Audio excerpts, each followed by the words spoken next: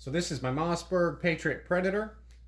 I'm going to do a quick little review. I've had this gun for a little over a month. I got this gun for Christmas from my fiance. So I've run about maybe 100-ish rounds through it, 2 boxes of factory ammo, and then some hand loads. You've seen a lot of the hand loads on the channel, but I want to kind of put this all in one place to kind of give my initial thoughts here. It's chambered in 6.5 Creemoor, 1 twist with a 22-inch barrel. It's a pretty light gun, and that's kind of the reason why I purchased it. I wanted something to be able to go out and hunt, maybe out west this upcoming year, and have a little bit more distance, a little bit more power and precision than my 6.5 Grendel. So this gun comes in at 6.5 pounds, which is pretty light. I'm sure I've added a little bit of weight to it with the scope. I've mounted an Athlon Midas Tac 6-24 by 50 in mil. With a pair of Vortex medium height rings. So far the scope and the rings seem to have performed just fine. Nothing to speak of at this time. So back to the gun. So I kind of felt like initially this gun had a little bit more recoil than I expected. So I fitted the this muzzle device on there. It's just one that I purchased off eBay for 25 bucks. Kind of a copy of like a Gamma 6.5.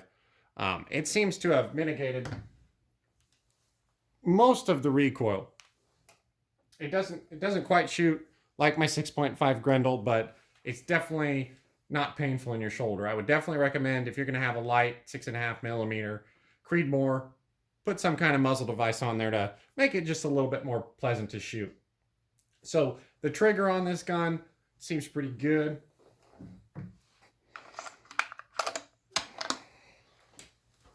I've adjusted it a little bit, but it's pretty light and there's really no creep to it. So see, she's unloaded. It's got that Accu trigger, kind of like Savage has. I guess they don't call it Accu at Mossberg. But see, occasionally you get that little tiny bit of creep at the beginning and then a nice clean break. So far I haven't had any issues with the trigger. It's got the 2 position, which I like. I don't really care for the 3 position. It just seems like 3 positions is too many things to mess up. So the main thing that we talk about here is the accuracy. But before we move on to that, the finish. I really like the finish on this gun.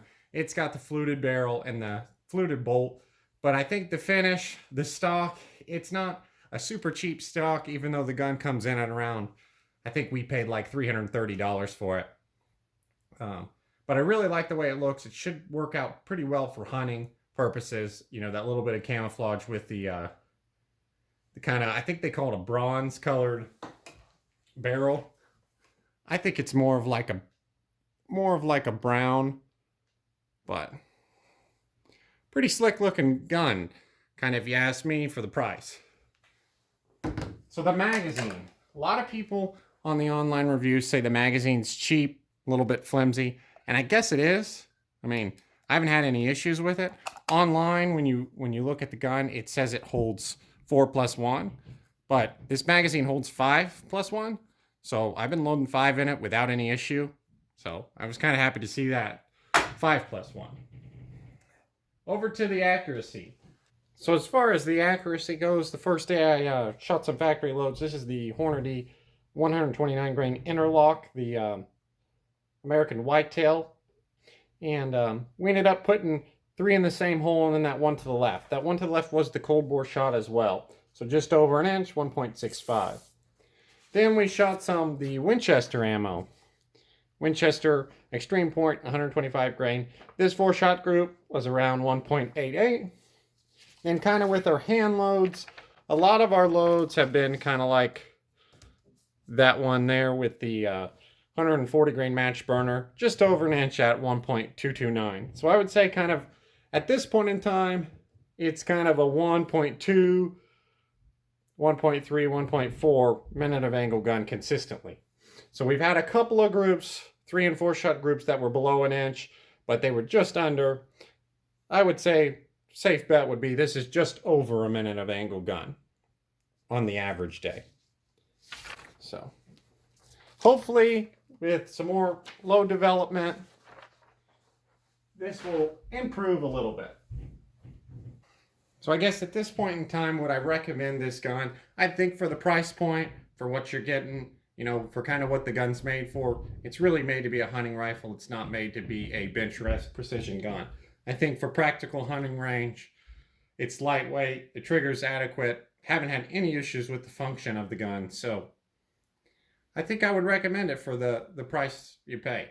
Hopefully I can provide an update maybe around this time next year after I've had the gun for a year. Maybe we'll find a bullet that it likes to shoot, a powder that it likes to shoot, or maybe we'll do some upgrades to the gun, bed the stock, maybe, we'll see. We'll see what happens, but overall, I think this is a good initial thoughts. So if someone's looking, wants to buy the gun, they'll kind of have an idea of what you're going to get in the real world.